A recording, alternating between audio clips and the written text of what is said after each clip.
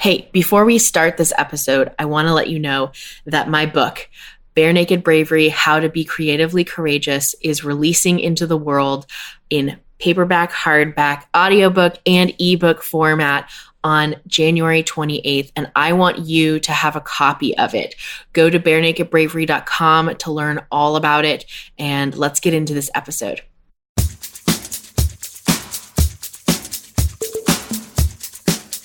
Bailie Slevin is with us today to talk about money and making it. And I'm so excited about this because this last year has been my personal year of money. I usually do like themes for the year, or I have a big intention for the year. And this last year, my big intention was this is the year we roll our sleeves up and talk about money and get over the money issues, or at least learn about the money issues, right?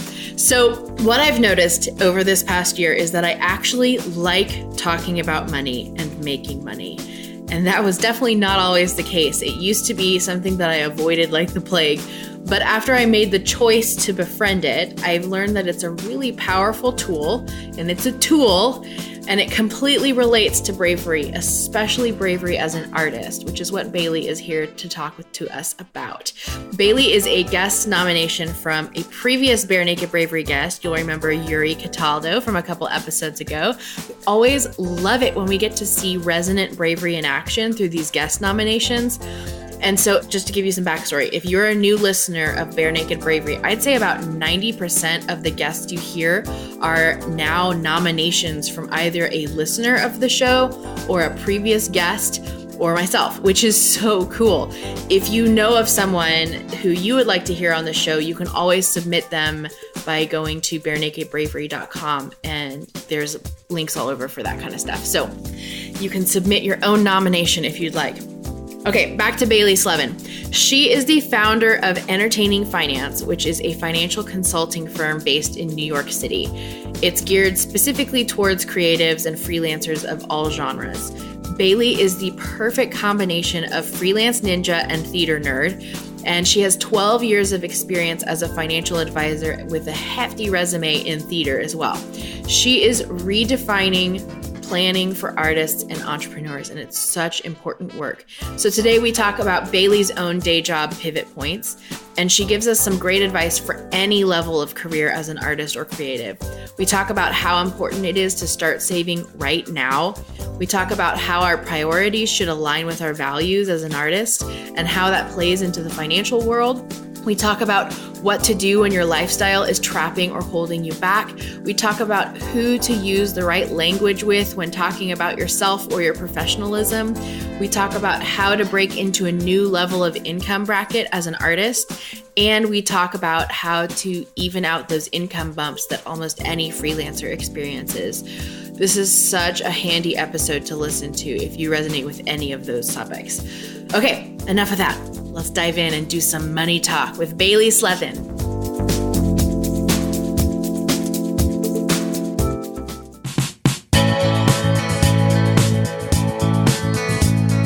You're listening to Bare Naked Bravery, a weekly podcast hosted by me, Emily Ann Peterson. As a singer-songwriter, author, teaching artist, and creative entrepreneur, I encounter some really fascinating stories. I'm on a mission to reveal the depth and width of bravery and its benefits to creatives like yourself. More than ever today, our world needs bravery, unique bravery, from everyone. This is the place where you find it. There is no script or censorship today because that's how these facets of Bare Naked Bravery are in real life. So if you're listening with little ears nearby, please know that some episodes may contain mature language and subject matter. One of the easiest ways you can share bravery with the world is to send this episode to a friend or two. Send them an email, text, or tweet, tag them in one of my Instagram posts. My handle is Emily Ann Pete, or leave us a review on iTunes. It takes seconds and can be done from your phone right now. Again, we need more bravery in the world, so let's be brave together.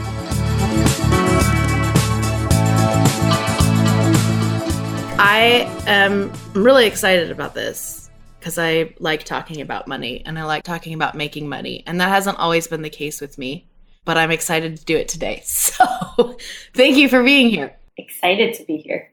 You are a financial advisor but you're not just that. Tell us a little bit more. So, strictly speaking, I'm a financial advisor. I meet with people and I tell them how to achieve their hopes, dreams, and goals with their money. But I chose to specifically work with arts professionals and freelancers, which is, as I found out, kind of unique in the financial industry because it's very hard to plan for something that is completely unpredictable, like a freelancer's income. I like to call them people with uneven incomes. Those are my people. And so I come to it not only with we have to have as much money as possible and here's how you're going to do it, but I take clients through a process where it's about 75% education before we do anything with putting money in a location or even talking about a plan. And a lot of that comes from my background as a stage manager and general manager for theater, in that unless everybody's speaking the same language and moving towards the exact same goal, it's going to be just a hot, holy mess, which is the same thing that happens to money. So my perspective from most financial advisors is very different, as is the appearance of my company. We are not a suit and tie kind of place. That's why I left the corporate world. It's comfortable. I think that the more comfortable we get with money in every single way, even just not dressing up to talk about it, just makes it more comfortable to talk about. Totally. I totally agree with you. I'm all about, this sounds kind of silly especially in regards to career and hustle and all this kind of stuff, but I've been really diving into the do what feels good mode of operation lately. And that has included things like choosing to postpone a project because I just don't want to work on it right that second, even though it was like on my calendar. And it feels really good to hear you say that about talking about money and being in your pajamas or yoga pants or whatever. Oh, yeah. A lot of my clients go to the same gym as I do. So it's like well known that I meet with clients in gym clothing. Not like a sweaty mess, but like if you're a Broadway dancer, guess what? You don't care if I'm wearing leggings as long as I treat you and your money with respect and I come in as a knowledgeable professional. Now, before we jump into the nitty-gritty money stuff, can you give me a little, like, how did you get started in theater stuff, and why does that, give us a little more as to why that makes you a perfect fit for the financial world? So how I got into theater is I was legit born into it. My parents met doing theater at summer camp. My dad is a songwriter. My mom is a director. She's a published author. She wrote a book called The Unpregnant Pause, Where Are the Babies?, which is a study of basically different generations of women and our relationship between our career and having children. And then it's very interesting. Not what you asked about. Very interesting. I'm gonna put that in the show notes because I want to look at it too. Yeah, it's actually a really fascinating read. So I grew up doing that. I was in the school plays. My dad would always come and play piano for us. I did that all throughout grade school, middle school, high school. And then high school is actually where my life started to take some crazy, crazy turns. I was going to audition for colleges as a musical theater major. It was the one thing that I was positive in life that I was supposed to be doing since I was 3, and even more so since I saw my Broadway show when I was 7. So at 17, when it became time to audition for colleges, I ended up having a pretty severe medical issue and was knocked out and in the hospital and unable to audition for any program that I wanted to get into. So they don't have rain dates for that. Right. So at that point, it was my first pivot. I was like, all right, so I can't do that. I still love theater. Theater is my first love. It will always be my first love. And so someone suggested stage managing, which I was like, great, let's do it. And then I found out what it was, and I thought, man, can't actors remember their own blocking? The more I stage managed, the more I grew to love it, and the organization, and to some extent the power and control of it, of being able to keep my world nice and orderly. which is really satisfying when you have like a really good production Bible. Wait, for the non-theater folks, what's a production Bible? Oh, the production Bible is this gorgeous binder that in it are representations of literally everything you see that happens on stage and everything you don't see that happens off stage. That the stage manager sits through the show and makes sure that everything happens when it's supposed to happen. And if there's an issue, they fix it on the fly. It's an amazing job. And you sit in a booth with a cool headset on. I would love it if life came with a production Bible. Sort of. I would sort of love it. Yeah. One of the things that's kept me in finance is we now have the ability to create personal financial websites. And the company that I've chosen to work with on this, it's color-coded. It's basically a website binder so that we can keep everything organized and color-coded and see what goes with what, when, and how. Ugh, it's amazing. Blows my mind. Yeah, so I started doing that. I went to college for that. I did it professionally for a while, worked on some off-Broadway shows, was on the general management team for some Broadway shows. Then I decided I needed to supplement my theater income because it was not quite what I wanted it to be yet. So I went to massage therapy school. Mm-hmm. Got a degree in that, but about 3 weeks shy of actually graduating, I was in a car accident and shattered my right arm. Broke the humerus into about 5 pieces. And given the rehab and everything that took, I was not able to be a massage therapist. I was not able to be a stage manager. It's a really bad break and required about a year of rehab. What was that like, having that control taken away from you? It was horrible. It was absolutely horrible. But one of the things that I guess I'm very lucky to have somewhere built into my personality is as soon as I run into some sort of wall, I turn and run another direction full force and just go for it. I imagine that was probably practiced into you from the years of doing stage production. I never even thought of that, but you're, I think, 100% right. Because with stage managing, you get to a point, the show's going to start. It's going to happen no matter what you do. Right. So all you can do is your best. And if somebody breaks a leg in the middle of the show must go on. You have to figure out a way to make it happen. Yeah.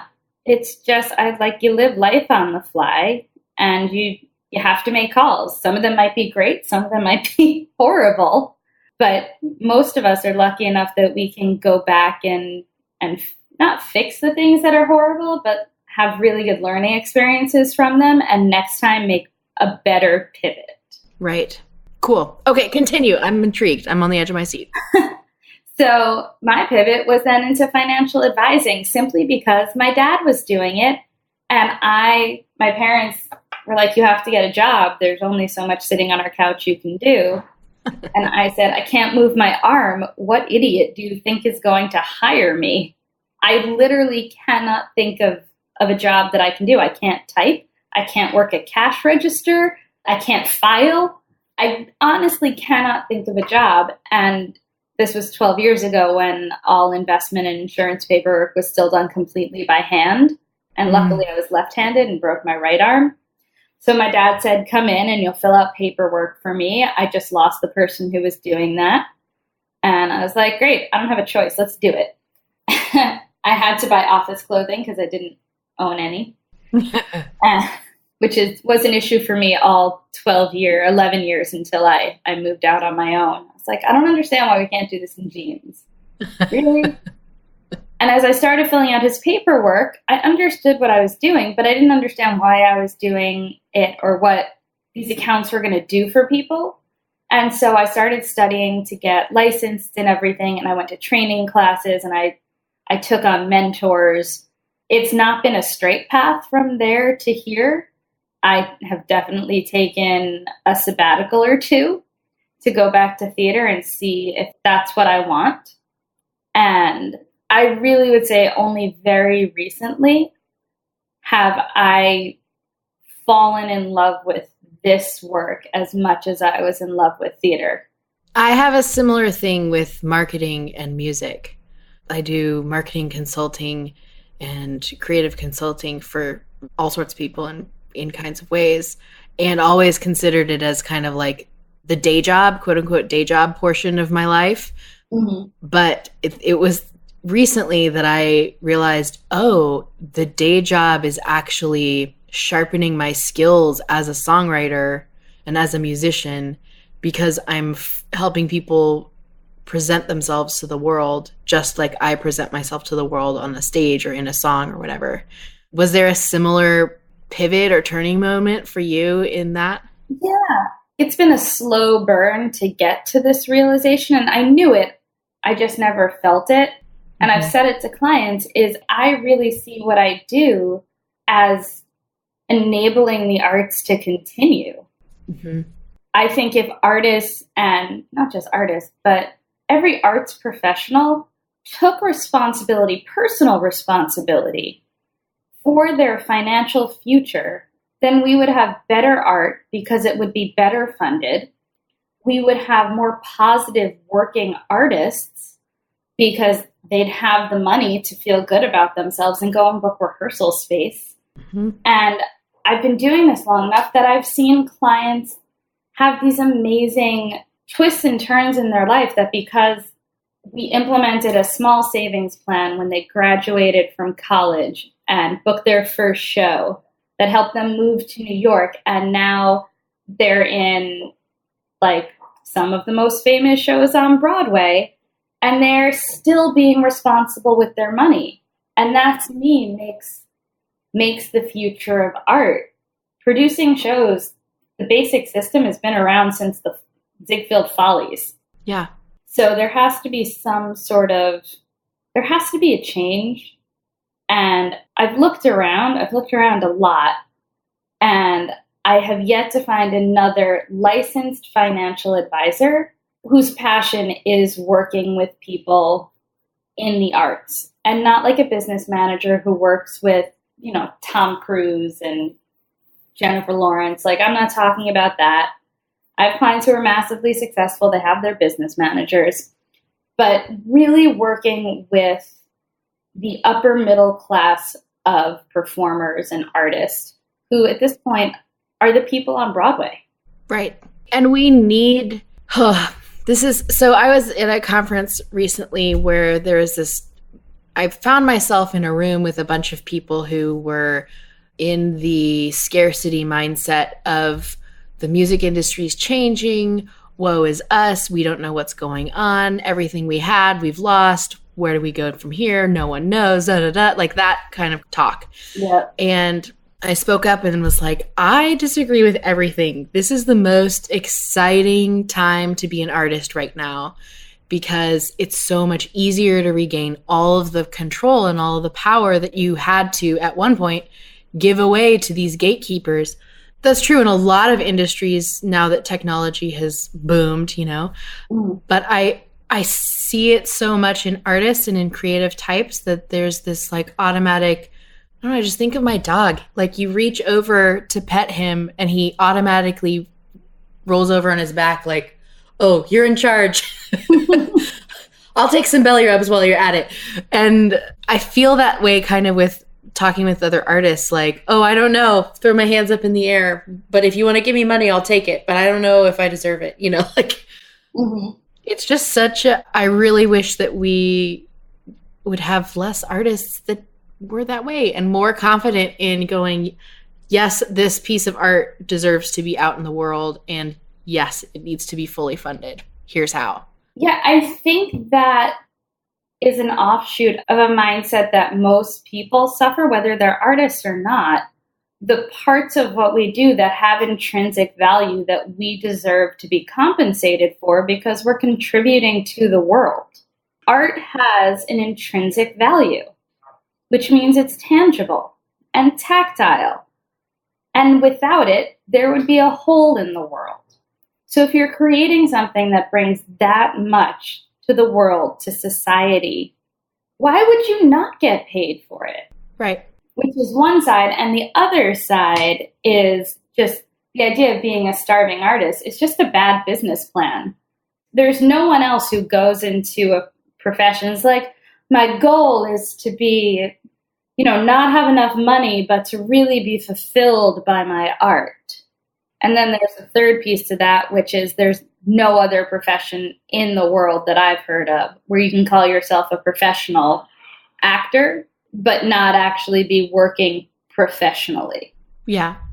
In regards to exchange of money. Yeah. Yeah. If I said I was a starving dentist, you wouldn't trust me. Right. I performed in a cabaret last night. That does not make me a professional singer by any stretch of anyone's imagination. But I could say it now because that's kind of the rules. I did it on stage. People paid to see me. I'm a professional, but there are standards for a reason. And we should respect and embrace them. How can you, for someone who hasn't done a lot of this money work, especially in regards to the industry of art and finding value in art and all of that, where would you tell somebody to start? Two things. I mean, the first thing I say whenever anyone asks for any sort of financial advice is please start saving right now. I don't care if it's $5 a week because everybody can save $5 a week. You just buy one less latte. So there's that piece.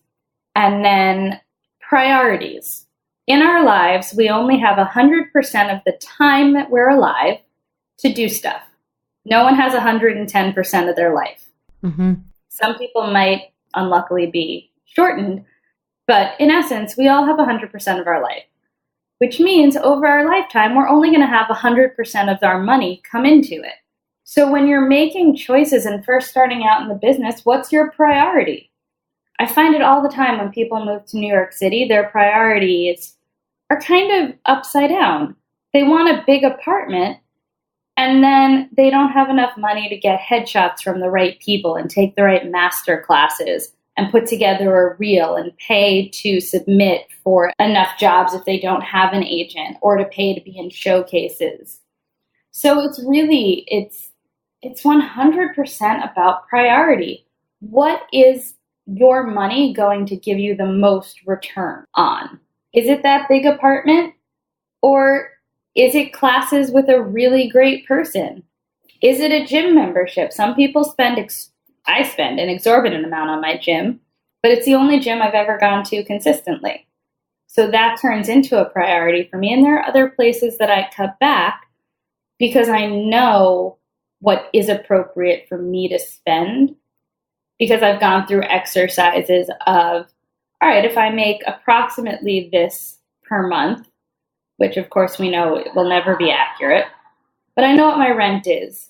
We know what our cell phone bills are. We know what our set monthly bills are. We know how much we have to make to cover all of that. And everything else is, what is your priority? Yeah. There's this Seattle has had this massive real estate issue. Some people are calling it a crisis, especially in regards to the arts community, because there's a lot of creatives and artists moving out of Seattle. And I think everyone who's remaining in Seattle is like, but the art, it's leaving the city. And I don't live in the city anymore because I know that I'm not alone in the fact that there are artists out there who are doing this very thing. They're saying, I value having money to pay for headshots and to pay to get this next project out the door. And I don't value as much being in this zip code or being in this kind of an apartment or in this kind of situation. So let's figure out a different situation. And I think there's a lot of people who feel like they're trapped into their lifestyle, or like their lifestyle is trapping their career. Mm-hmm. So how would you encourage someone to kind of pry open that paradigm? Because in some cases, it is actually true. Like, your lifestyle can trap you. Yeah. Every one of us has some sort of trapping in life that we wish we could shed. Every single person. Some larger issues, some smaller issues, but there's always something. I'm reading right now Tiny Beautiful Things by Cheryl Strayed. You read that? Uh-huh. And I'm going to curse. I apologize. Oh, go for it. But there was someone who was a writer who wrote into her for advice about writing and like being a woman, and got into it. But what stood out is at the end, the advice was, don't write like a woman, don't write like a man, write like a motherfucker. Mm-hmm. And I feel like, what if all of us went through life just balls out, tits out, and just said, well, this is what I want, and I'm going to do whatever it takes until I get it. Yeah. Those are the people who get things. And sometimes it takes just taking a step to the left and looking at things from a different point of view and saying, well, these are the things that I believe. These are the laws of my life as I see them now. And then question what would happen if you broke those laws. So I used to be someone that I considered to be not physically fit. I'm not a good athlete. I got made fun of in middle school and high school. I was bullied because I attempted to be on the soccer team and wasn't any good at it. But now I've broken through that, and my physical fitness is so important to me, and I'm good at it. And it's become something really positive in my life, where for 30 some odd years, it was something where I just well, that's just not who I am. That's just not a part of me. We can do anything we want if we want it bad enough and we're willing to put in the work.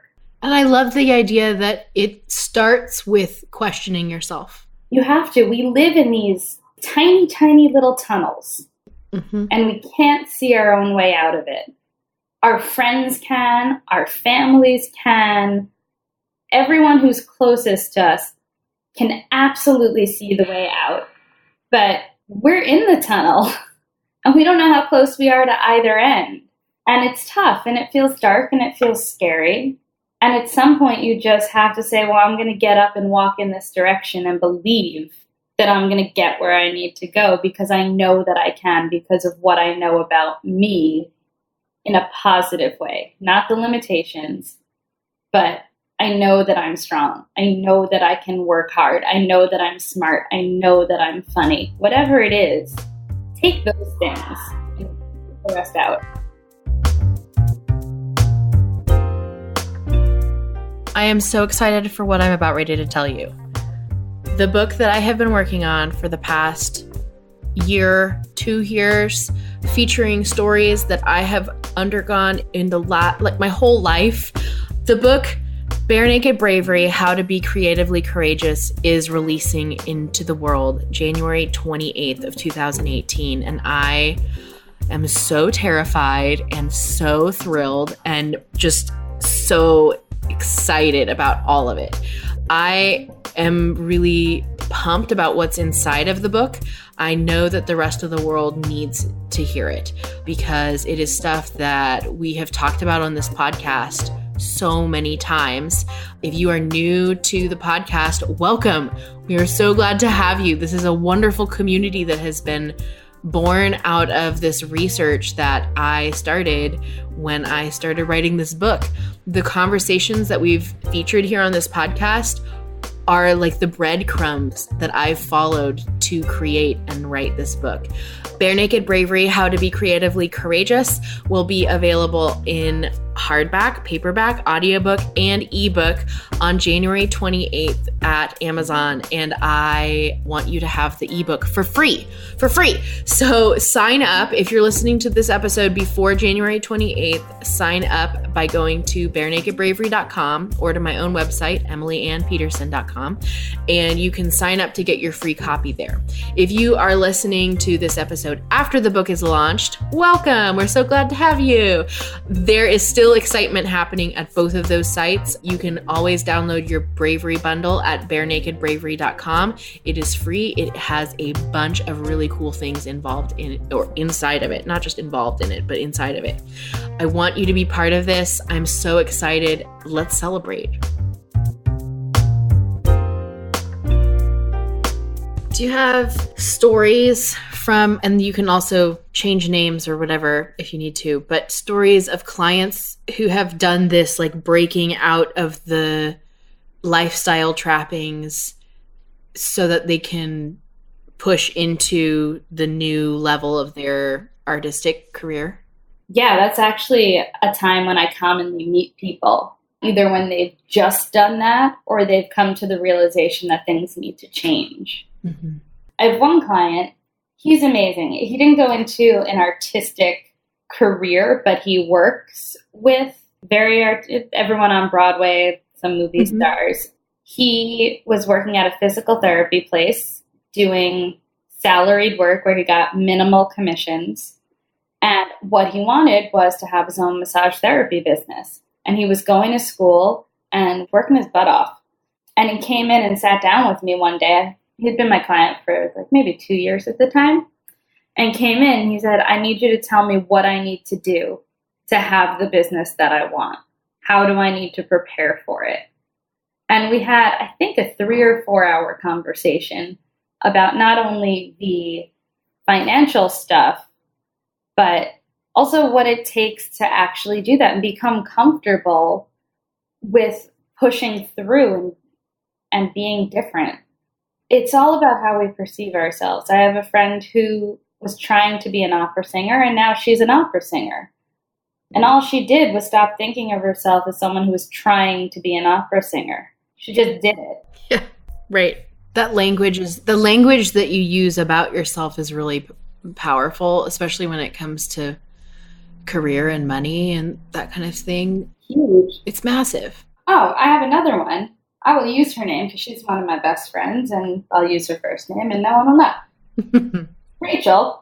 I met Rachel when we were both working in corporate financial offices. We left for different reasons. I left because I got a job that paid me more at another corporate office. And she left because she's a swing dancer and someone stopped her at a bar and said, hey, you're so good. Would you like to be in this Shakespeare in the Park show? We need swing dancers. Which like never happens. It never, ever happens. That's awesome. But from that, something clicked in her mind where she wasn't just swing dancing for fun. She was a swing dancer. And she quit this job with this salary. And she said, I'm going to do this. And she did the show and she started auditioning and she didn't really like auditioning. So she found 2 friends who were also swing dancers and they created a girls dancing group called the Bathtub Ginnies. And they create their own work. They've decided who they are. They have taken full ownership of their future. And Rachel said the other day, because she went to Cap 21 at NYU, she was like, they always say the one way to keep working in art is to make your own. And I never knew what that meant until I did it. And like 3 months later, I was like, oh shit, that's what this is. Yeah. And, you know, just because you're making your own art or pieces of art does not mean that you're making your own self or your own corner of the market, which I think is one of the turning points for a lot of these musicians that I end up talking with who are in this like, woe is me situation. They don't realize that they actually do have the power to make a space for themselves in their own community and to make a space for their future in the market. I think a lot of people are like, oh, I have to be asked, but you don't have to be asked. You just literally like set up a box, put up a sign and say, hey, it can be that easy. And that's what I hope for everyone too, you know? I think the thing, especially if we're talking about language, is it's really simple to make some of these choices. Like just sit at home and go, oh, I know if I want to be successful, I have to do A, B, and C. But then you wake up the next morning, you're like, oh God, I have to do A. And it becomes really hard. I think a lot of the simplest things in life become the hardest, most confusing ones because we overcomplicate the things that are actually really clear cut and just put all of our own baggage on it as I over-personalize. Totally. And then also in regards to baggage, all you have to do is let go of it in order to free yourself from it. Like you're the only thing holding on to the baggage usually. Mm-hmm. So if it's weighing you down, stop holding it. Put it down on the ground. Even if it's just for a little bit, give yourself a break and then pick it back up if you need to, you know, if you need to keep it with you for some reason. Mm-hmm. Or figure out a better way to carry it or ask for help. Totally. Well, so, and this kind of leads to my next question, you know, for somebody who has already set out and started their career and they're doing something, they've made a space for themselves in their career, but they realize that, like you said, that they have unsteady income or inconsistent income. what happens? How can you make an unsteady or an inconsistent income become a little bit more consistent or feel more consistent, even if it isn't? Yep. So the first thing you need to know is figure out what your lowest monthly income needs to be in order for you to survive. Your monthly nut. You have to know that. And to do that, you go back through your bank and credit card statements, and maybe you make an Excel sheet, maybe you just use highlighters, and figure out the things that are crucial and the things that were fun and the things that were frivolous. So you know where your numbers are. So that's first, because that's context. Some people have a rent of $750 a month. Some people have a rent of $2,500 a month. Neither one is wrong or right, but you have to know your numbers. What I do with clients is we have a spreadsheet, and we normally set it up between 6 months and a year, so each page is a different month. And we have the fixed expenses in there, and we put in what we want for the fun expenses, as I call them, and how much you should be saving and putting away for taxes. And so as you make income, you put it into the spreadsheet and see how far that brings you towards what you want to accomplish. Mm-hmm. If you're doing work this month and you know you're on a 30-day pay cycle and that income isn't going to come in till next month, then you put it on November's income box, not October's. And then you see where you are there. In months where you make significantly more, you're going to save significantly more. In months you make significantly less, that's what the savings is for, to help even it out. What I suggest in terms of actually technically setting it up is you have an income account where everything comes into. So all of my paychecks, anywhere I get paid from, doesn't matter, they go into my income account. And from there, I pay myself a salary. And some months I take some extra out, and some months I spend less and there's leftovers. But I pay myself a salary that more often than not now is less than the money that's coming in. So then as soon as it comes in, I put somewhere between 15 and 20% into my savings account.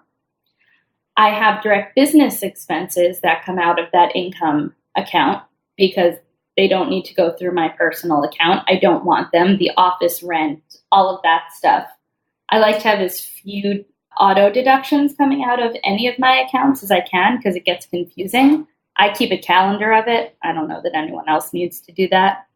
But you create one account basically as the business that's paying you and another account that is what you're allowed to spend in life. If you overspend, you know. Right. I do auto payments just because I would forget everything. Even if I had a calendar, I would forget everything. But I do, like on a monthly, sometimes bi-weekly basis, I have to sit down and kind of go through to make sure that everything is looking the way it's supposed to, right?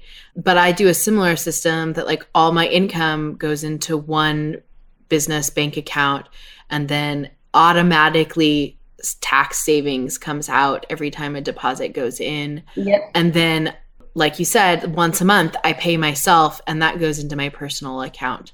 And that's where I buy groceries and all like the monthly net stuff that you're talking about. Exactly. But it really does help to know like, okay, I'm still going to be able to live and eat and breathe and be a beautiful human being as long as I have this much money in my account by this date. And it works out. Perfect. Yeah.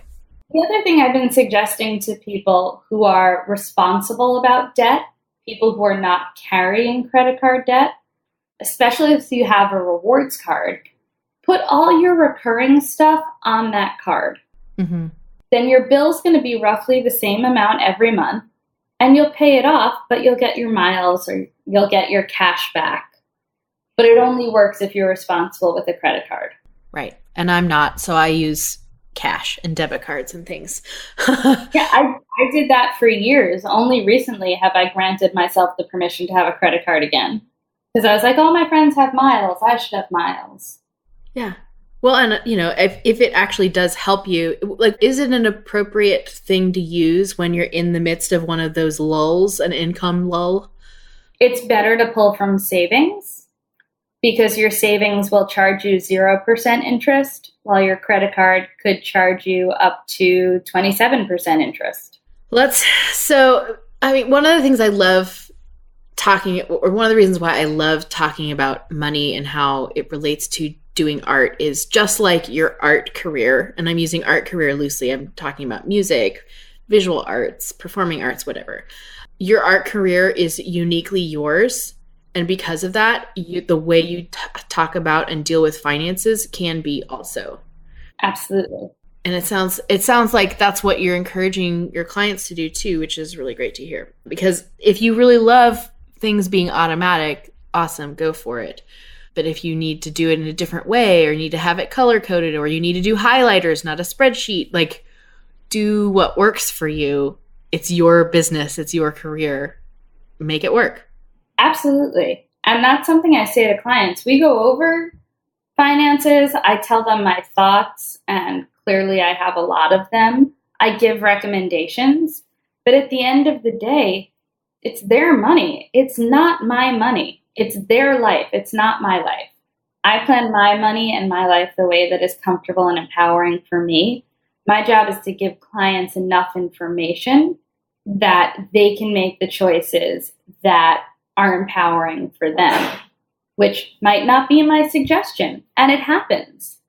I'd like to think I'm pretty good at it, and we talk about goals, and there's so much context when I work with clients.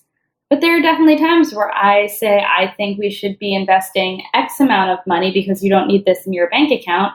And they say, well, I need to keep $25,000 in that account. Otherwise, I'm going to freak out. I go, all right, that's your number. Everyone has a different number. Totally. Let's do that. Yeah. Now, okay, so let's talk a little bit about what happens when you wake up and you've got the inconsistent income, or you've got a pretty decent, like, quote unquote, starving artist amount, and you either get angry about it or frustrated, or it causes the cogs in the machine halt because something didn't go quite right, and you realize now is the time for me to make more money. How do you, some people call it up leveling or breaking through your upper limit or whatever, there's a lot of verbiage out there. Mm-hmm. But what would you suggest to somebody who is just trying to go, like, break through the next level of making more money with their career and their art?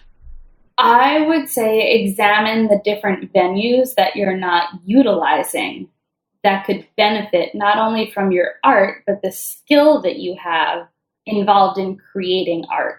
So there are some actors I know who do corporate coaching to salespeople. It's not acting, but what do you think selling is? Right. It's acting, and it's communicating, and it's figuring out body language, so actors can do that. For musicians, there might be I hate the term selling out because I don't even know what it means anymore. There's a positive connotation, there's a negative connotation, but whatever the connotation is, I take it out of anyone's vocabulary. Anyone who's going to pay you to do what you love, do it, and look in unconventional places. I think corporate America would benefit from the skills that people in the arts have. If you're trying to help someone, say, put together even a PowerPoint presentation, mm-hmm. What would it be like if PowerPoint presentations were somehow underscored by musicians who were hired to do that? Would that make a better presentation? Oh my gosh. Yeah. I think so. Totally. It depends on the presentation too. Definitely depends on the presentation. But whatever your skill set is, just say, all right, well, if I could never do this in the way that I have been doing it, who else and where else would pay me to do any parts of this? Mm-hmm. There is, I wish I could remember who told me this, but it's a rule that I have lived my entire life by. Jobs offer you three things: a ton of money, the fact that you love it, or it's going to forward your career. Mm-hmm. it is very rare that you will find a job that does all three. But if it doesn't do 2 out of the 3, then you shouldn't take it. Yeah. So think about the things that could make you happy and make you money, even if you don't love it. Right. But it might make you money and advance your career to get to a point where you do love it. And the more people you meet, the more opportunities there are. And I think that's also, we interviewed Emily Wapnick, who wrote the book, How to Be Everything. And she's did this great TED Talk about multi-potentiality. I talk about her stuff a lot because it's one of the lessons that I learned through my story, which is that I am not a one-dimensional artist. And doing other things that use different skills, maybe not all of my skills, but different skills that I still have, it makes me a better artist in general, more well-rounded and all of that. And I think, if I just said, oh, I'm just a songwriter, I'm only doing songwriting, because it limits me, it also limits my money-making potential as well. Absolutely. So I train people how to be financial advisors. I don't do that anymore because I didn't want it to pull focus from my clients. But I volunteer my time with a nonprofit where I coach playwrights on how to pitch to producers. So it seems like it's completely something different, but what I'm teaching people is how to engage another human being and get them interested and willing to speak to you again about what you want them to speak about. I do it for free because it's a nonprofit that I love, but then if people want more, then they have to hire me as a coach by the hour. Right. And for that, I get paid. I think if a lot more artists out there realized how much they are needed, their income would look different and their careers would look different. And I don't think they would pigeonhole themselves quite as frequently. And I thank you for being part of this side of the team.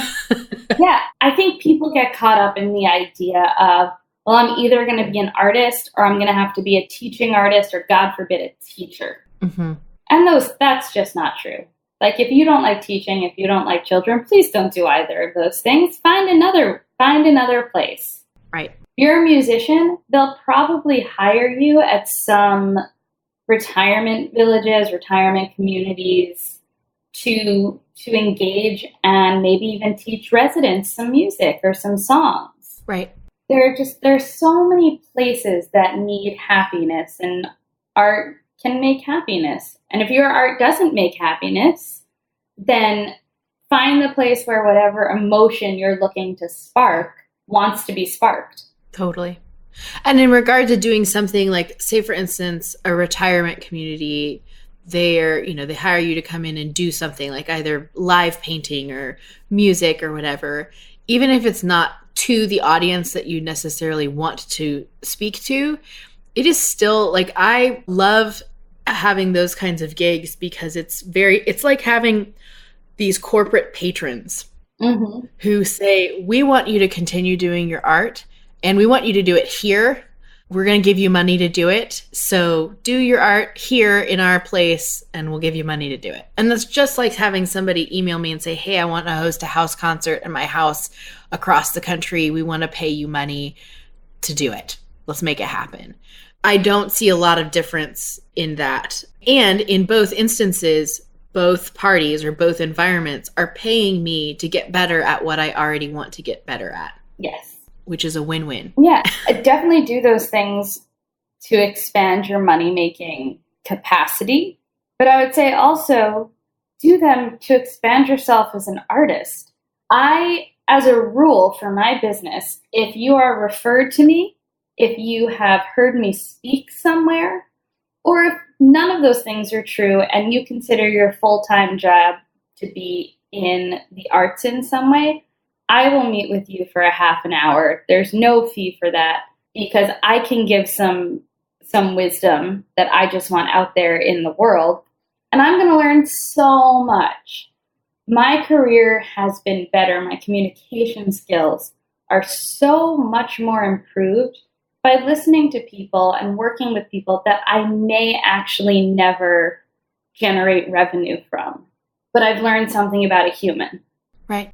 And I think there's a lot of other ways that you can use generosity and gratitude in your business as an artist as well. Like, it doesn't have to just be the nonprofit asking you for free art or free music or a free performance. Like, it can also go the other way. You can offer yourself and your services to the people you want to give them to. And like you said, like, you learn a ton from it and get better at it, and you feel fulfilled. And oftentimes those experiences will lead to more income down the road. The things that change us throughout the year is the art we absorb and the people we meet. So just do that all the time and be a nice, hardworking person, and you'll be successful. You don't even have to be that smart. There are all sorts of studies where you don't have to be a genius. You have to be smart enough, have a positive attitude, and work hard. Yeah. One of my trainers, whenever we're going through reps at the gym, he said the rent is due every day. And what if we all lived our life like the rent was due every day? Whatever the rent is to each of us. Like, mine is clearing my inbox. I can't leave anything unanswered. That's my goal. Doesn't always happen, but that's part of paying the rent every day for me. So what if writers woke up every morning and wrote for 2 hours?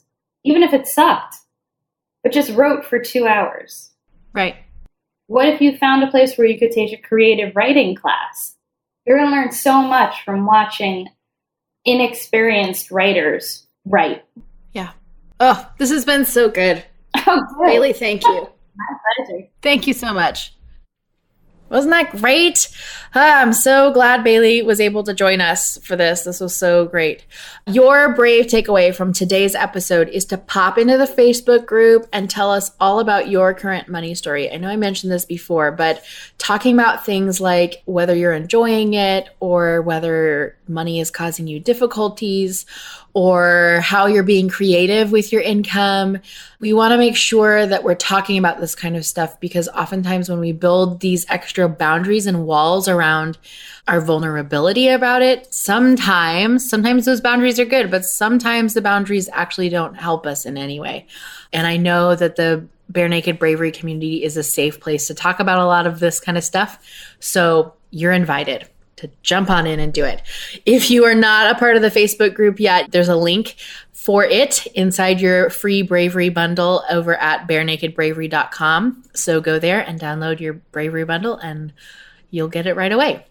We, Bailie and I, would love to hear all about your favorite parts of today's episode. So if you are on Facebook, Twitter, Instagram, or even if you're in the Facebook group, you can tag either one of us and make sure that we're in on your awesomeness there, because we want to cheer you on and see what you're up to. So I think, is that it? That's it. That's all I have for you guys for the show.